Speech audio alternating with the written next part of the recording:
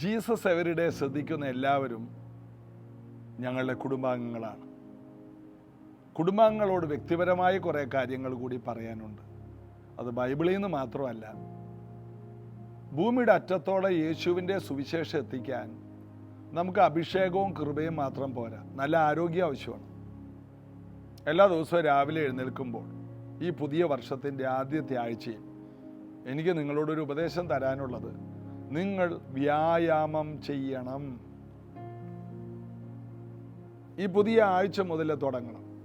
യൗവനക്കാരാണെങ്കിൽ വീടിൻ്റെ തൊട്ടടുത്തുള്ള ഒരു ജിംനേഷ്യത്തിൽ പോകണം. മാതാപിതാക്കൾ അവരെ പറഞ്ഞു വിടണം. നല്ല ട്രെയിനർമാരുള്ള ജിംനേഷ്യത്തിൽ വിടണം. കാരണം ട്രെയിനർമാരുണ്ടെങ്കിൽ ഓരോ വ്യക്തികളുടെ ശരീരസ്ഥിതി അനുസരിച്ച് വ്യായാമം കൊടുക്കും. യൂട്യൂബിൽ നോക്കി എന്തെങ്കിലുമൊക്കെ എടുത്ത് പൊക്കി നടുവും വിലങ്ങി ഞൊണ്ടി നടക്കരുത്.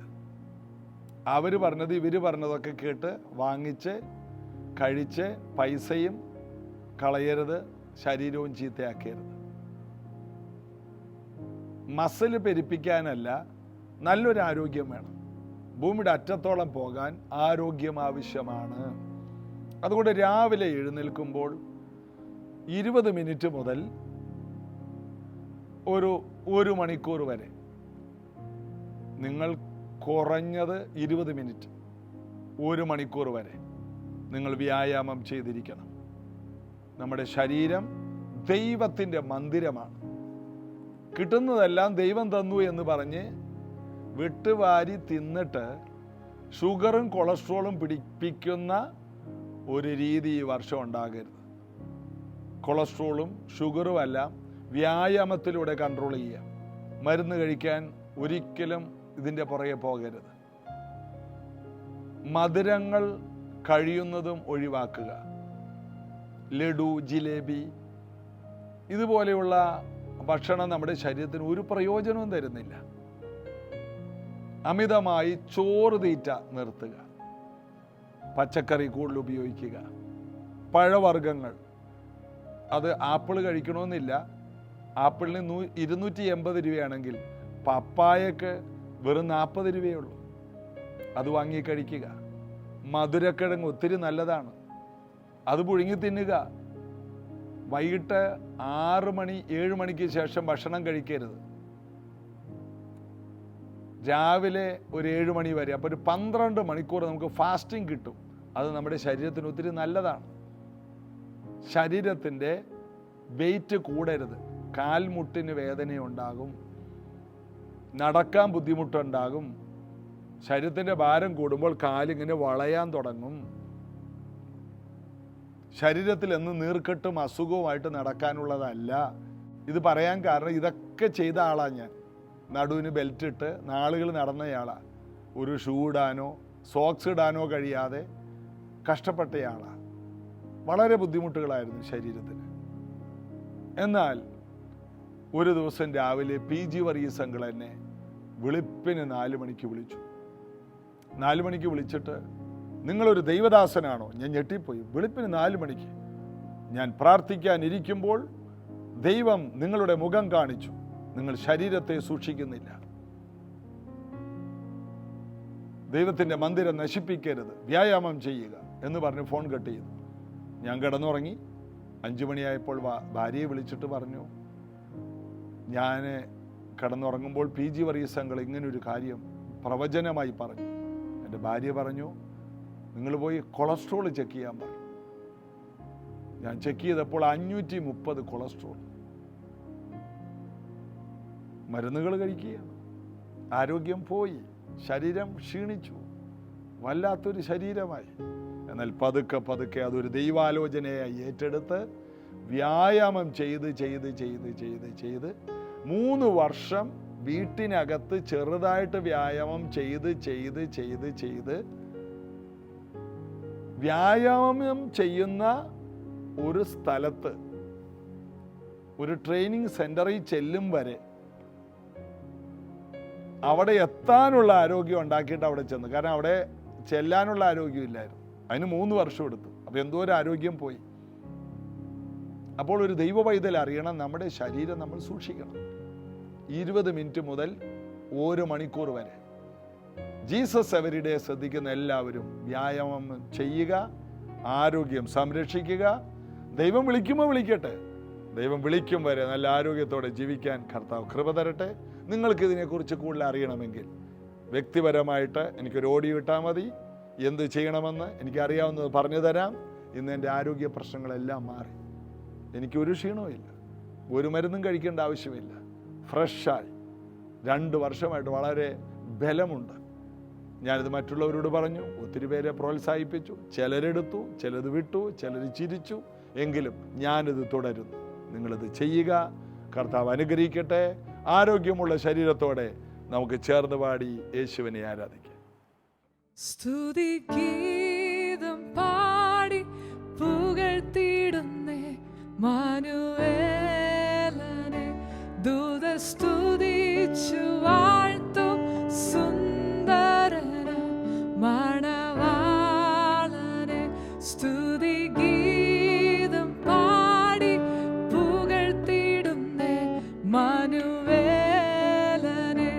ദൂതർ സ്തുതിച്ചു വാഴ്ത്തും സുന്ദരന മണവാളനെ.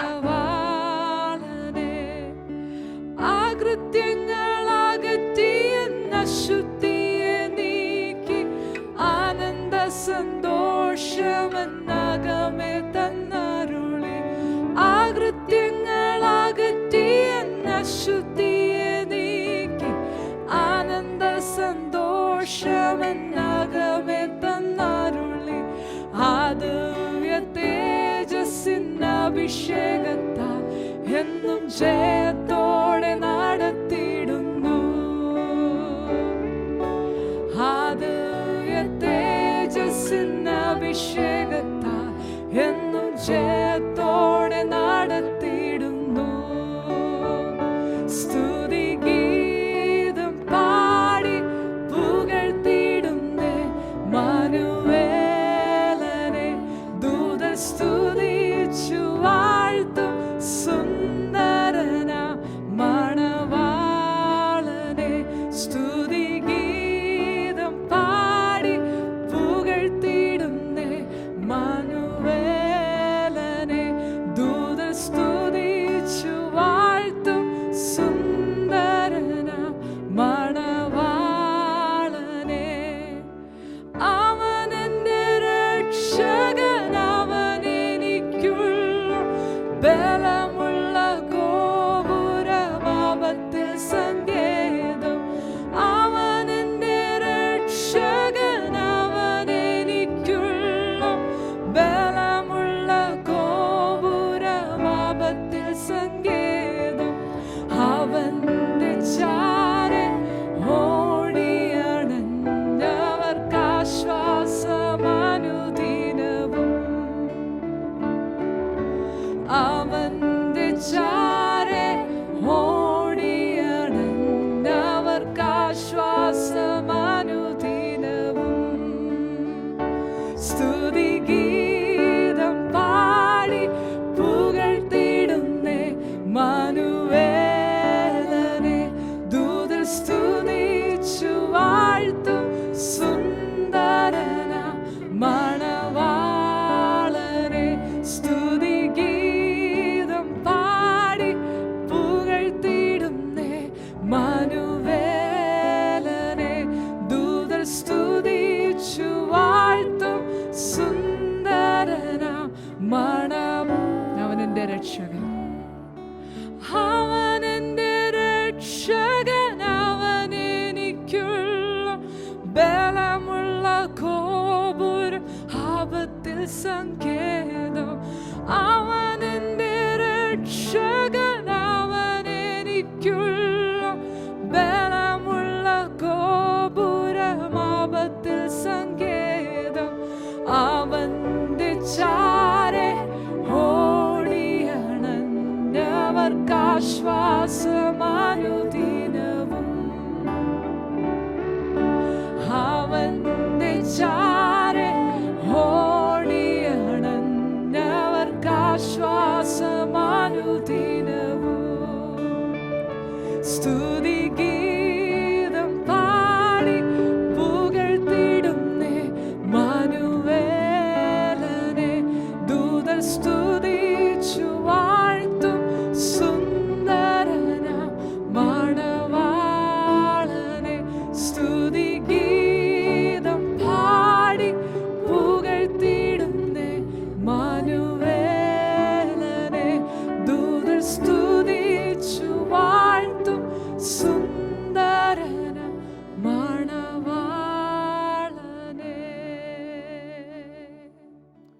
യോഹന്നാന്റെ സുവിശേഷം 17-ാം അധ്യായത്തിലെ 2-ാമത്തെ വാക്യം.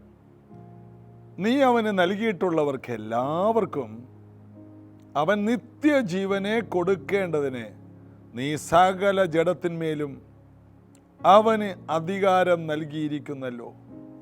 യേശു മുകളിലോട്ട് നോക്കി പിതാവിനോട് പ്രാർത്ഥിക്കുക, പിതാവേ, ഈ പുത്രൻ നിന്നെ ഒന്നുകൂടി മഹത്വപ്പെടുത്താൻ നീ എന്നെ ഒന്നുകൂടി ഒന്ന് മഹത്വപ്പെടുത്തണേ. അപ്പം മഹത്വം ചോദിച്ച് മേടിക്കണം. അതാണ് കഴിഞ്ഞ ദിവസം ചിന്തിച്ചത്.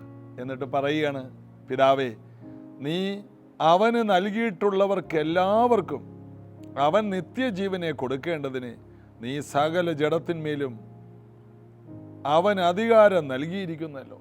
സകല ജഡത്തിന്മേലും യേശുവിന് അധികാരമുണ്ടെന്ന് യേശു പിതാവിനോട് പറയുകയാണ്. നമ്മുടെ അധികാരത്തെ നാം തിരിച്ചറിയുക. ഇന്ന് ഭൂമിയിലുള്ള സകല ജനത്തെയും രക്ഷിക്കുവാൻ കർത്താവ് നമ്മെ അധികാരപ്പെടുത്തിയിരിക്കുകയാണ്. ഭൂമിയിലുള്ള എല്ലാവരെയും, ഇന്ന് ഭൂമിയിൽ ജീവിച്ചിരിക്കുന്ന 800 കോടി ജനങ്ങൾക്കും സമാധാനവും സൗഖ്യവും സ്വസ്ഥതയും സമൃദ്ധിയും കൊടുക്കാനുള്ളത് ദൈവം നമ്മുടെ കയ്യിൽ തന്നു കഴിഞ്ഞു. യേശു മത്തായിയുടെ സുവിശേഷം 28-ാം അധ്യായത്തിൽ ഏറ്റവും ഒടുവിൽ പറയുന്നൊരു കാര്യമുണ്ട്. മത്തായിയുടെ സുവിശേഷം 28-17 മുതൽ വായിക്കുമ്പോൾ യേശു അവരോട് പറഞ്ഞു, ശിഷ്യന്മാരോട്, ഉയർത്തെഴുന്നേറ്റ യേശു സ്വർഗത്തിലേക്ക് പോകുന്നതിന് മുമ്പ് പറയുകയാണ്, സ്വർഗത്തിലും ഭൂമിയിലും സകല അധികാരവും എനിക്ക് നൽകപ്പെട്ടിരിക്കുന്നു. ആകയാൽ നിങ്ങൾ പുറപ്പെട്ട് പിതാവിൻ്റെയും പുത്രൻ്റെയും പരിശുദ്ധാത്മാവിൻ്റെയും നാമത്തിൽ സ്നാനം കഴിപ്പിച്ച് ഞാൻ നിങ്ങളോട് കൽപ്പിച്ചതൊക്കെ ഉപദേശിച്ചുകൊണ്ട് സകല രാജ്യങ്ങളെയും ശിഷ്യരാക്കിക്കൊള്ളുവിൻ. ഞാനോ ലോക അവസാനത്തോളം എല്ലാ നാളും നിങ്ങളുടെ കൂടെ ഉണ്ടാകും. എനിക്കുള്ള അധികാരം നിങ്ങളുടെയും കൂടിയാണ്. അതുകൊണ്ട് നിങ്ങൾക്ക് പോകാം. അധികാരം മുഴുവൻ എൻ്റെ കയ്യിൽ വന്നു. എന്നിൽ വിശ്വസിക്കുന്ന എനിക്കുള്ളതെല്ലാം നിങ്ങൾക്കുള്ളതാണ്. ഞാൻ മുന്തിരിവള്ളിയാണെങ്കിൽ നിങ്ങൾ കൊമ്പുകളാണ്. ഞാനാകുന്ന മുന്തിരിവള്ളിയിൽ വരുന്ന എല്ലാ ഗുണങ്ങളും നിങ്ങളിൽ വരും. എൻ്റെ പിതാവ് തോട്ടക്കാരനാണ്, ഞാൻ സാക്ഷാൽ മുന്തിരിവള്ളിയാണ്, നിങ്ങൾ എൻ്റെ കൊമ്പുകളാണ്. ഒരു വൃക്ഷത്തിൻ്റെ കൊമ്പുകളിലാണ് ആ വൃക്ഷത്തിൻ്റെ ഫലം, അതിൻ്റെ തടിയിലല്ല. ഒരു മാവിൻ്റെ കൊമ്പുകൾ, അതിൽ നിറയെ മാങ്ങ. ആ മാവാണ് ഈ ഫലങ്ങളെ മുഴുവനും ചുമക്കുന്നത്, കൊമ്പുകളല്ല. കൊമ്പുകളെ നിലനിർത്തിയിരിക്കുന്നത് ആ മാവിൻ്റെ തടിയാണ്. ഇതുപോലെ ദൈവത്തിൻ്റെ അനുഗ്രഹങ്ങൾ അല്ലെങ്കിൽ യേശുവിൻ്റെ അധികാരമാണ് നാം ചുമക്കുന്നത്. യേശുവിന് സ്വർഗത്തിലും ഭൂമിയിലും സകല അധികാരം കിട്ടിയെന്ന് കരുതി എനിക്കെന്ത് ഗുണം? അല്ല, യേശുവിന് ലഭിച്ചതെല്ലാം യേശുവിനെ കൈക്കൊണ്ടവരുടേതാണ്. നമ്മൾ ബൈബിളിൽ കാണുന്നു, ദോഷികളായ നിങ്ങളെ മക്കൾക്ക് നല്ല ദാനങ്ങളെ കൊടുക്കുന്നു, എന്നാൽ സ്വർഗസ്ഥനായ പിതാവ് തന്നോട് ചോദിക്കുന്നവർക്ക് എത്രയധികം, പിതാവിൻ്റെ മക്കൾക്ക് അധികം. ദോഷികളായ നിങ്ങളുടെ മക്കൾക്ക് ചോദിക്കുന്നത് കൊടുക്കുന്നു. എനിക്കൊരു കേക്ക് വേണം, മക്കൾക്ക് കേക്ക് മേടിച്ചു കൊടുക്കും. എനിക്കൊരു മിഠായി ഇന്നത് വേണം, 5 സ്റ്റാറിൻ്റെ ഇന്നത് വേണം, ഇന്ന ഫ്ലേവർ ഐസ്ക്രീം വേണം, അത് മേടിച്ചുകൊണ്ട് വൈകിട്ട് വരും. എന്നാൽ പിതാവിനോട് ചോദിച്ചാൽ ഐസ്ക്രീം ഫാക്ടറി തന്നെ അങ്ങോട്ട് കൊടുക്കുകയാണ്. എല്ലാ ഫ്ലേവറും നിനക്കുള്ളതാണ്. അബ്രഹാമിനോട് തന്നെ പറഞ്ഞു, തല പൊക്കി നോക്ക്, നീ കാണുന്നതൊക്കെ നിനക്ക് കിട്ടും. എന്നാൽ ഭൂമി അതിൻ്റെ പൂർണ്ണതയും ഭൂതലത്തിന്റെ നിവാസികളും എല്ലാം തൻ്റെ മക്കൾക്കുള്ളതാണ്. ഭൂമിയെ നമ്മുടേതാണ്. അബ്രഹാം തല പൊക്കി നോക്കിയതേ സ്വന്തമാക്കിയുള്ളൂ. എന്നാൽ ഭൂമിയുടെ അറ്റത്തോളം പോയി സകലരെയും, അതാണ് മക്കൾക്കുള്ള അവകാശം. നീ കാണുന്നത് മാത്രമല്ല, എന്തെല്ലാം ഭൂമിയിലുണ്ട് അതെല്ലാം നിനക്കുള്ളതാണ്. യേശുവിൻ്റെ നിയന്ത്രണത്തിലേക്ക് അത് വന്നു. യേശുവിനെ കർത്താവും രക്ഷകനുമായി സ്വീകരിച്ചൊരു ദൈവവൈതൽ ഈ മൂല്യങ്ങൾ അറിഞ്ഞില്ലെങ്കിൽ എന്നും നരകയാതന ജീവിച്ച് തീരും. ഞാൻ ദൈവവൈതലാണ്, ഞാനൊരു പാവപ്പെട്ട ദൈവവൈതലാണ്, ഒരു പാവം വിശ്വാസിയാണ്. അതെനിക്ക് മനസ്സിലായില്ലല്ലോ. പാവം വിശ്വാസി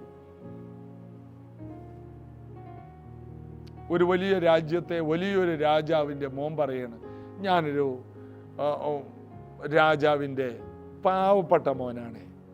അതെങ്ങനെ ഞാനൊരു പാവൻ രാജകുമാരിയാണ്. ഇതെങ്ങനെ ഉൾക്കൊള്ളാൻ പറ്റും? യേശു രാജാതി രാജാവാണ്. നമ്മൾ രാജാക്കന്മാരും പുരോഹിതന്മാരുമാണ്. ദൈവത്തിൽ നിന്ന് ജനിച്ചതൊക്കെ ലോകത്തെ ജയിക്കുന്നു. യേശു ഈ ഭൂമിയിൽ ജീവിച്ചപ്പോൾ യേശുവിൻ്റെ ചിന്താഗതികളെല്ലാം ഞാൻ രാജാവാണ്. കയ്യിൽ ചങ്ങല, തലയിൽ മുൾക്കിരീടം, ശരീരം മുഴുവനും ചോര ഒഴുകുന്നു. ഈ രൂപത്തിൽ പീലാത്തോസിന്റെ മുമ്പിൽ നിൽക്കുമ്പോഴും, ഒരു കുറ്റവാളിയെ പോലെ നിൽക്കുമ്പോൾ, യേശു കുറ്റവാളിയാണെന്നല്ല പറയുന്നത്, ഞാൻ രാജാവാണ്. ജീവിതത്തിലെല്ലാം പോയാലും അനേക പ്രശ്നങ്ങളുടെ നടുവിൽ നിൽക്കുമ്പോഴും യേശുവിനെ പോലെ പറയണം, ഞാൻ രാജാവാണ്, ഞാൻ അധികാരമുള്ളവനാണ്. പുരോഹിതന്മാർ, മഹാപുരോഹിതന്മാർ ചോദിച്ചു, നീ ദൈവപുത്രനായ, വന്ധ്യനായ ദൈവത്തിന്റെ പുത്രനായ ക്രിസ്തുവാണോ? യേശു, ഞാൻ ആകുന്നു. ചങ്ങല ധരിച്ച്, മുൾക്കിരീടം ധരിച്ച്, ശരീരം മുഴുവനും ചോരയൊലിപ്പിച്ച് നിൽക്കുന്ന യേശു പറയണത്, ഞാൻ ദൈവപുത്രനാണ്. പീലാത്തോസിനോട് പറഞ്ഞു, ഞാൻ രാജാവാണ്. മഹാപുരോഹിതന്മാരോട് പറഞ്ഞു, ഞാൻ ദൈവത്തിൻ്റെ പുത്രനായ ക്രിസ്തുവാണ്. നിങ്ങൾ കാണും, ആകാശമേഘങ്ങളെ വാഹനമാക്കി മനുഷ്യപുത്രൻ വരുന്ന കാഴ്ച നിങ്ങൾ കാണും. അതിൻ്റെ അർത്ഥം, നിങ്ങൾ ഇപ്പോൾ എന്നെ ക്രൂശിക്കുന്നു, എന്നാൽ ഞാൻ ഉയർത്തെഴുന്നേറ്റ് മേഘങ്ങളിലൂടെ വരുന്ന കാഴ്ച നിങ്ങൾ കാണും. ഞാൻ മേഘങ്ങളിലൂടെ പോകുന്നത് നിങ്ങൾ കാണില്ല, അതെൻ്റെ ശിഷ്യന്മാർ മാത്രമേ കാണൂ. ഒരു ചെറിയൊരു ഗ്രൂപ്പ്, അവർ കാണുകെ അവൻ ആകാശത്തേക്ക് പോയി. അതിനകത്ത് ഒരെണ്ണം പോലും മഹാപുരോഹിതന്റെ ആൾക്കാരോ പീലാത്തോസിന്റെ ആൾക്കാരോ ഇല്ല. മുഴുവൻ ഗലീലക്കാർ, യേശുവിൻ്റെ വാക്ക് കേട്ട് ഇറങ്ങി തിരിച്ച കുറെ പാവങ്ങൾ. അവർ കാഴ്ച കണ്ടു, മേഘങ്ങളിലൂടെ അങ്ങോട്ട് പോകുന്നു. എന്നാൽ മഹാപുരോഹിതന്മാരോട് പറഞ്ഞു, ആകാശ മേഘങ്ങളെ വാഹനമാക്കി ഞാൻ വരും. ജീവിതത്തിൻ്റെ എല്ലാ പ്രശ്നങ്ങളുടെ വേദനകളുടെ നടുവിലും യേശുവിൻ്റെ വാക്കിന് മാറ്റമില്ല. യേശുവിനെ അറിയാം. എത്ര അടി കൊണ്ടാലും, എത്ര തുപ്പിയാലും. കണ്ണ് കെട്ടിയിട്ട് യേശുവിനെ അടിച്ചിട്ട് പടയാളികൾ ചോദിച്ചു, നീ പ്രവചിക്ക്, നീ ഒരു പ്രോഫറ്റെങ്കിൽ പ്രവചിക്ക്, നീ മശികയാണെങ്കിൽ നിന്നെ തല്ലിയതാര്? രോമം പിഴുതെടുത്തു, താടിയെ പിടിച്ച് വലിച്ചു. ഒരു ഏരിയയിലുള്ള രോമം മുഴുവൻ അവൻ്റെ കയ്യിലിരിക്കുകയാണ്. ആ പടയാളിയുടെ കയ്യിൽ മുഷ്ടി ചുരുട്ടി അവനെ ഇടിച്ചു, വസ്ത്രം ഊരിയെടുത്തു, ആക്ഷേപിച്ചു, കോലുകൊണ്ട് തലയിലടിച്ചെന്നാണ്. ഒരിക്കലും ഒരു ദൈവദാസൻ പറഞ്ഞത്, മുൾക്കിരീടത്തിൻ്റെ മുള്ളുകൾക്ക് ഭയങ്കര നീളമാണ്. യെരുശലേമിൽ ചെന്നപ്പോൾ ഞാനത് കണ്ടു, ഒരു മുൾച്ചെടി അവിടെ നിൽക്കുന്നത്. എൻ്റെ മുള്ളുകൾക്ക് ഭയങ്കര നീളമാണ്. അതുകൊണ്ടൊരു കിരീടം മെനഞ്ഞു തലയിൽ വെച്ചിട്ട് കോലുകൊണ്ടടിച്ചപ്പോൾ തലയോട്ടി തുളച്ച് ആ ഒരു മുള്ള് വന്നിട്ട് യേശുവിൻ്റെ ഇടതുവശത്തെ കണ്ണ് വെളിയിലോട്ട് തള്ളി തൂങ്ങിക്കിടന്നു. ഒരു കണ്ണുകൊണ്ടാണ് യേശു കാൽവരി ക്രൂശിലേക്ക് പോയത്. നമുക്ക് കാഴ്ചയുണ്ടാകാൻ അവൻ്റെ കാഴ്ച പോലും പോയി. ഇതിൻ്റെ എല്ലാ ഇടയിലും യേശുവിന് പറയാനുള്ളത്, ഞാൻ രാജാവാണ്. അയ്യോ, ഞാനൊരു പാവമാണ്, അല്ല. ഞാനൊരു ദരിദ്രനാണ്, അല്ല. ഞാൻ രാജാവാണ്. നിന്റെ ഇല്ലായ്മയുടെ നടുവിൽ നീ പറയണം, ഞാൻ രാജാവാണ്.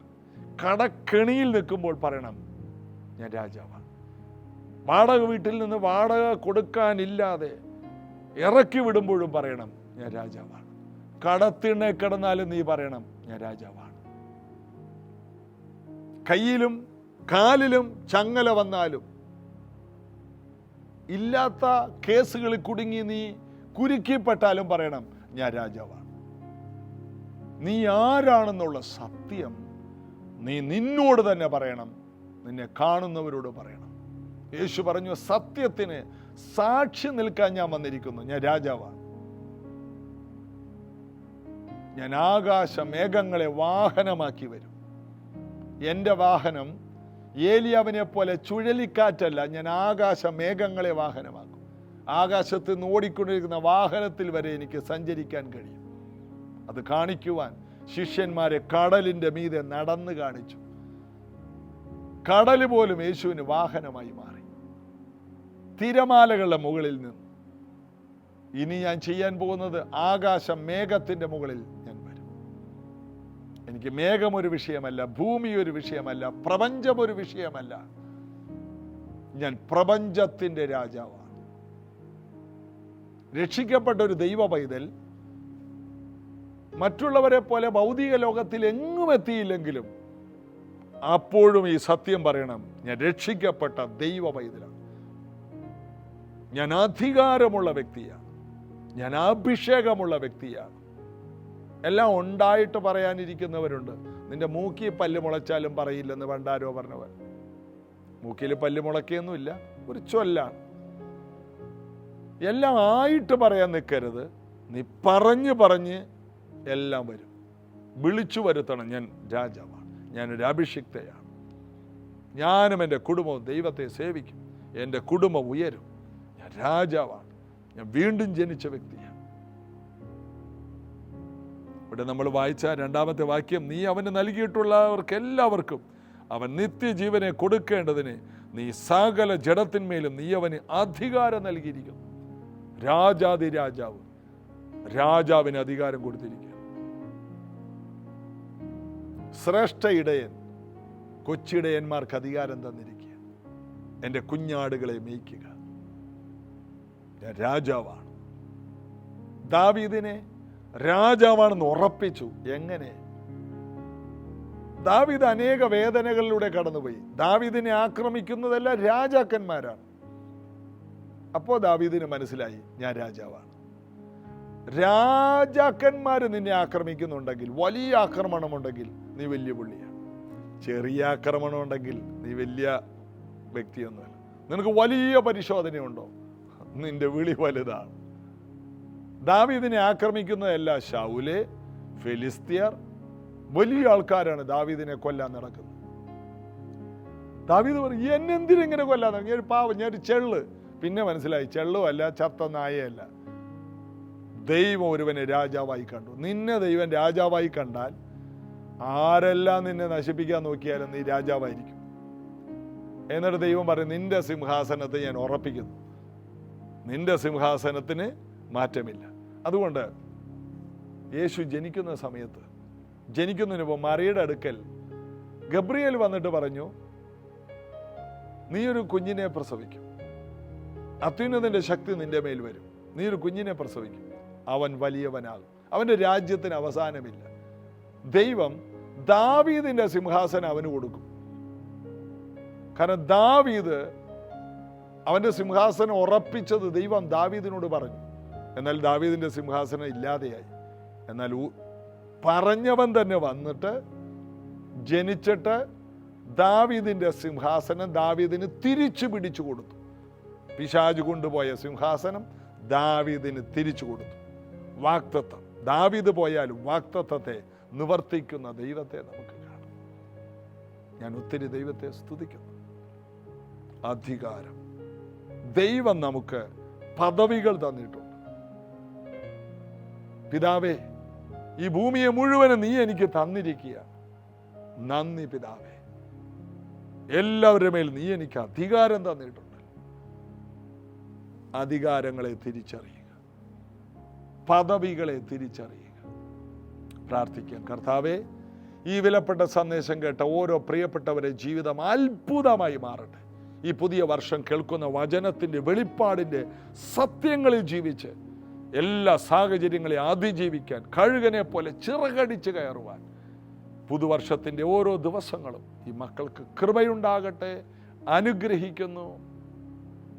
അത്ഭുതങ്ങൾ നടക്കട്ടെ. ഇവരിലൂടെ വലിയ ദൈവപ്രവർത്തികൾ ഉണ്ടാകട്ടെ. യേശുവിൻ നാമത്തിൽ ആമേൻ. ഒത്തിരി സന്തോഷമുണ്ട്. ഈ വർഷത്തിലെ ആദ്യത്തെ ഞായറാഴ്ച അടുത്ത ദിവസം വരികയാണ്. ഒരു പുതിയ സഭായോഗം. ഈ വർഷത്തിലെ ആദ്യത്തെ ഞായർ സഭായോഗം രാവിലെ 8 മണിക്ക് പ്രൈസ് ജനറേഷൻ ചർച്ചിൽ വെച്ച് നിങ്ങളെ എല്ലാവരെയും ക്ഷണിക്കുന്നു. ഓൺലൈനായി കടന്നു വരാം. ഏത് രാജ്യത്തിരുന്നും നിങ്ങൾക്ക് പങ്കെടുക്കാനും നല്ല ആരാധനയും ദൈവവചനവും കേൾക്കാനും ക്രിസ്തുവിൽ വളരാനും പ്രൈസ് ജനറേഷനുമായിട്ട് നമുക്ക് ഒരുമിച്ച് നിന്ന് ദൈവരാജ്യം പണിയാം. കർത്താവ് വരുന്നതിന് മുമ്പ് നമുക്ക് ഭൂമിയെ ഒന്ന് മാറ്റി മറിക്കണം. അതിനുവേണ്ടി നിങ്ങളുടെ കൈത്താങ്ങൽ വേണം. ഈ വലിയ മിനിസ്ട്രി കൊണ്ടുപോകാൻ നിങ്ങൾ തൂണുകളായി നിന്ന് ഈ മിനിസ്ട്രിയെ സപ്പോർട്ട് ചെയ്യുമെന്ന് ഞാൻ വിശ്വസിക്കുന്നു. കഴിഞ്ഞ വർഷങ്ങളിൽ നിങ്ങളെനിക്ക് ഈ മീഡിയ മിനിസ്ട്രിക്ക് വേണ്ടി പ്രൈസ് ജനറേഷന് വേണ്ടി കാണിച്ച എല്ലാ കൈത്താങ്ങലിനും യേശു 100 മടങ്ങ് പ്രതിഫലം തരും. God bless you.